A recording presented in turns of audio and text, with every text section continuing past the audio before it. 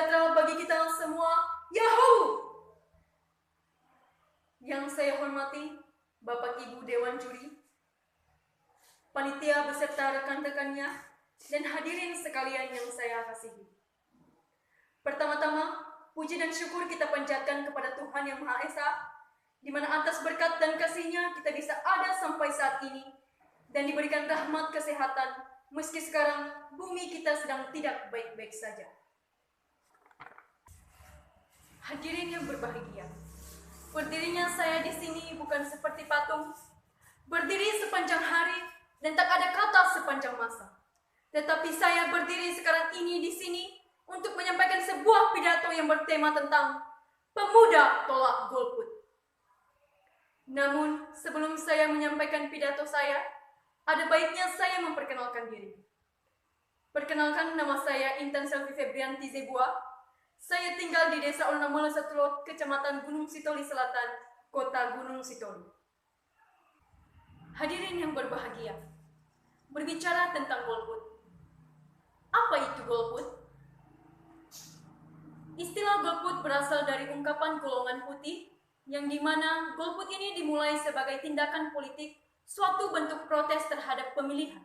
Namun sekarang, golput digunakan sebagai istilah untuk semua non-voting. Peran pemuda dalam menentukan pilihan pemimpin bangsa sangatlah besar.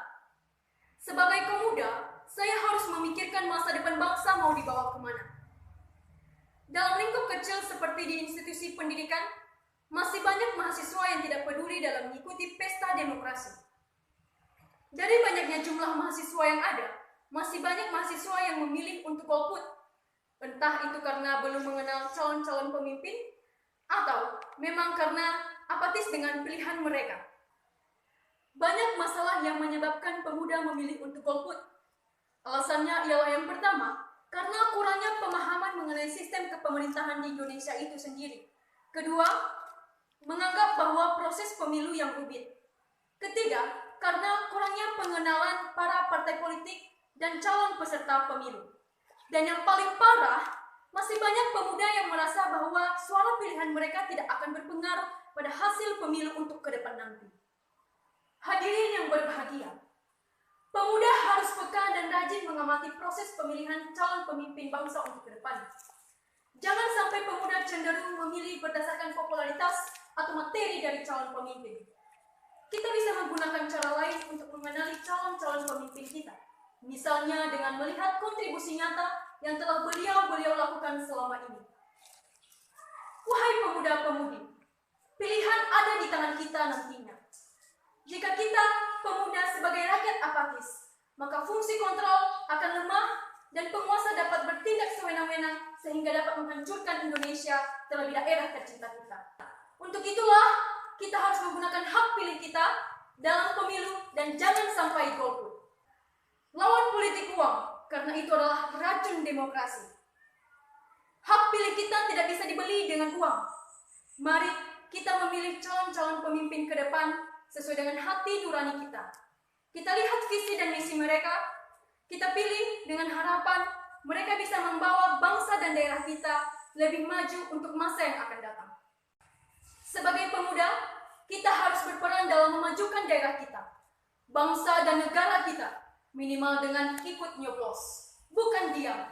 Sebab negara rusak bukan karena banyaknya orang jahat, tetapi diamnya orang baik.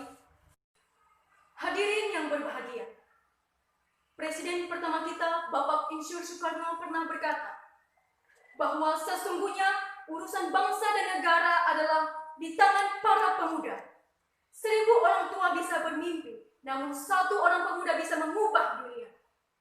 Untuk itulah, saya sebagai pemuda mengajak kita semua, terutama pemuda-pemudi, untuk berpartisipasi dan bersama-sama mengatakan say no to golput, katakan tidak untuk golput, karena golput tidak menjadi solusi untuk Indonesia menjadi lebih baik. Ingat, satu suara menentukan nasib daerah dan bangsa tercinta kita 5 tahun ke depan. Hadirin yang berbahagia, demikian yang dapat saya sampaikan pada saat ini. Apabila ada tutur kata saya yang kurang berkenan, saya mohon maaf sebesar-besarnya. Sebab ada ungkapan mengatakan, tak ada gading yang terletak, tak ada mawar yang tak berduri. Artinya, tak ada manusia yang sempurna. Saya tutup pidato saya ini dengan pantun. Pergi ke pasar mengendarai kuda, membeli pisang dan kelapa. Hei para kaula muda, mari kita menggoncang dunia. Jalan-jalan ke kota Padang, singgah sebentar menonton TV. Bila ada umur yang panjang, nantikan saya di MNC TV. Burung Irian Burung Cendrawasih, cukup sekian dan terima kasih. Yahoo!